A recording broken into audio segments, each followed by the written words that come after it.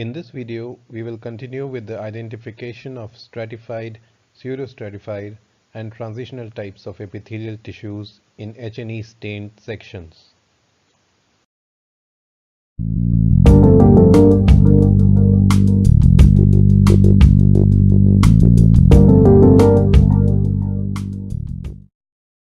Now again, in this slide, you can see this free space and the junction of the tissue and the free space, which is very heavily stained.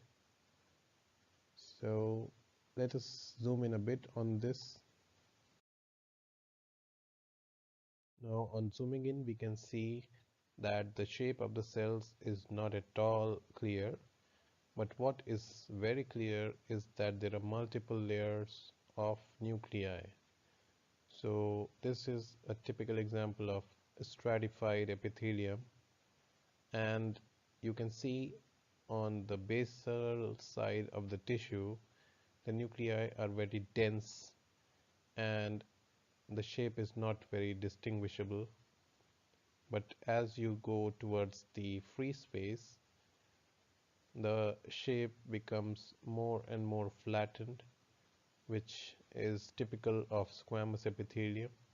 That means the topmost layer of the cells is the squamous epithelium, and hence we can make out that this is an example of stratified squamous epithelium.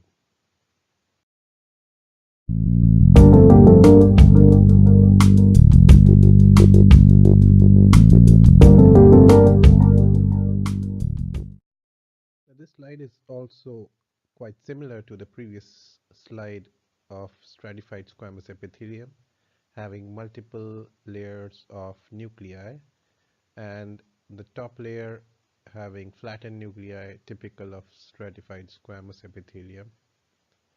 But the point to note in this slide is the presence of a thick layer of a darkly staining material between the free space and the tissue, and this material is known as keratin. So this is the typical example of keratinized stratified squamous epithelium.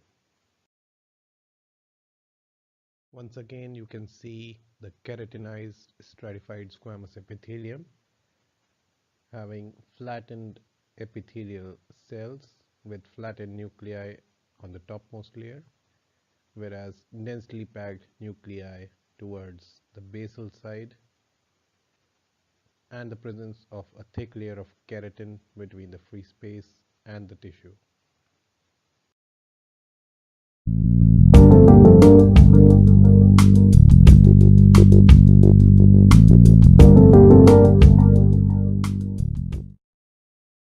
Now this slide shows a central free space which is surrounded by the tissue, and you can clearly see these circular nuclei which are present in multiple layers.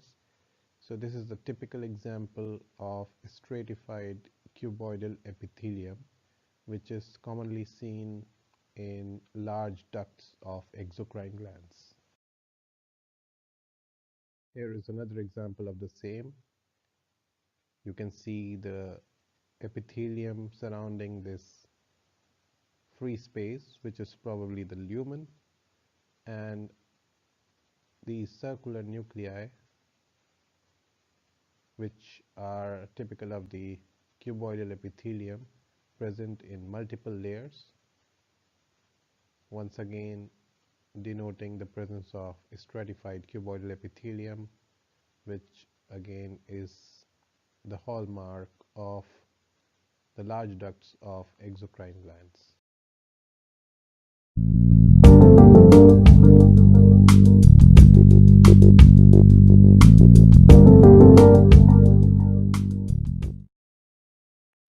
Now the observation that clearly stands out in this slide is the presence of these long or oblong nuclei, and which are present in more than one layers, at least 3 layers here.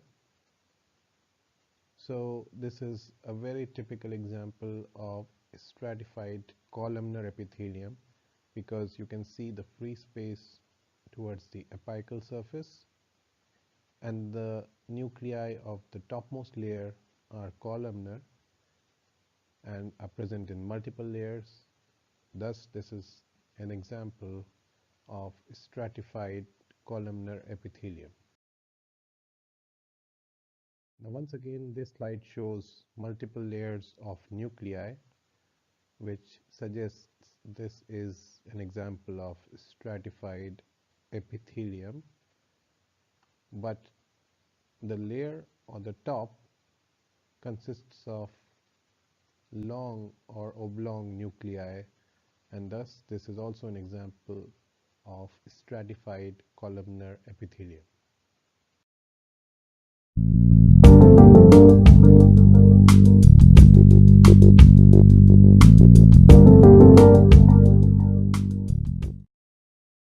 Now, how do you differentiate between stratified and pseudostratified columnar epithelium? The simple solution to this is to observe the appearance of the nuclei. For example, you can see that the nuclei in this slide are oblong. That means this is a columnar epithelium. And secondly, they are arranged in distinct layers. They are arranged in different layers.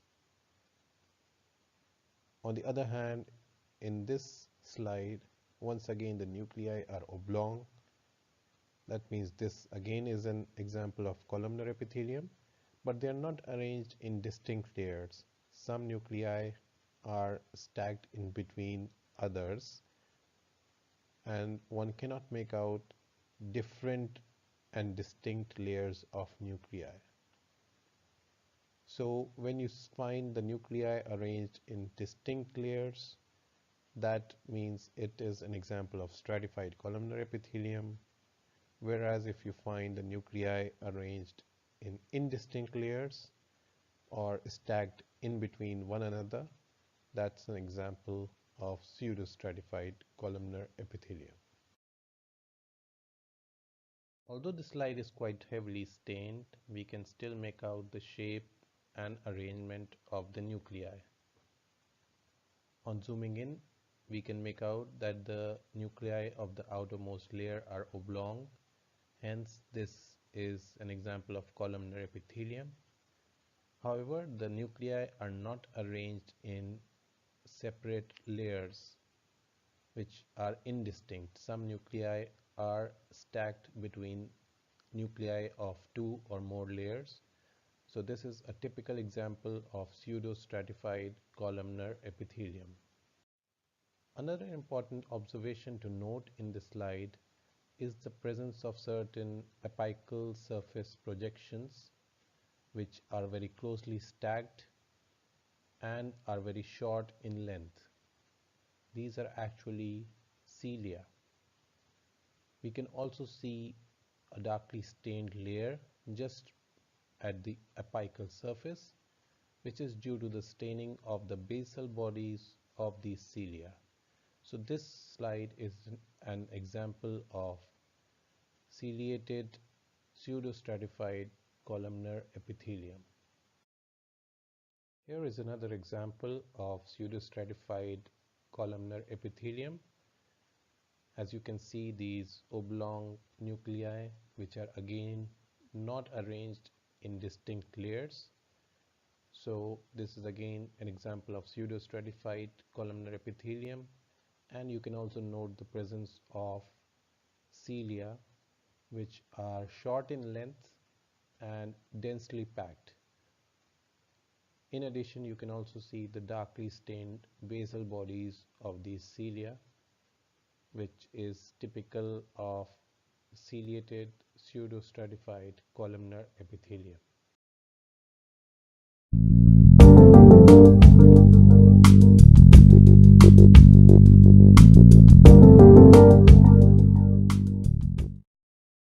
Now this slide looks very similar to the previous slide of the ciliated pseudostratified columnar epithelium.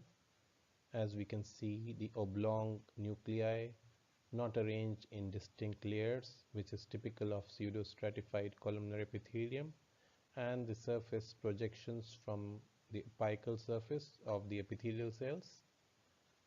But when we zoom in, we can see that these apical projections are sparse and are much longer than the cilia.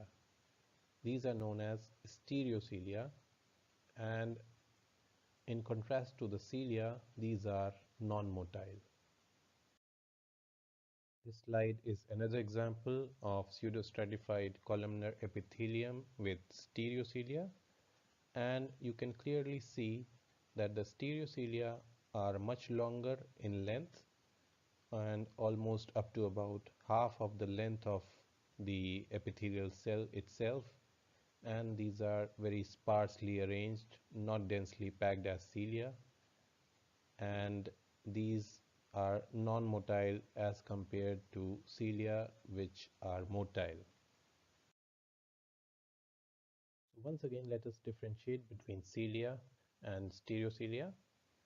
The cilia are very short in length and do not extend more than a quarter of the length of the epithelial cell, whereas the stereocilia are much longer and may even be longer than the half of the length of the epithelial cell. Secondly, the cilia are very densely packed, whereas the stereocilia are very sparsely arranged.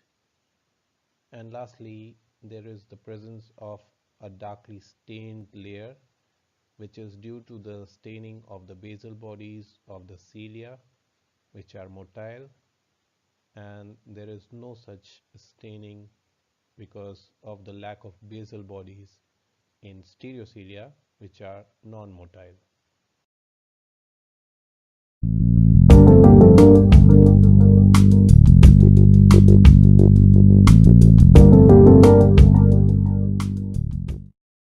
The transitional epithelium is actually a type of stratified epithelium, but it is unique in both structure and function.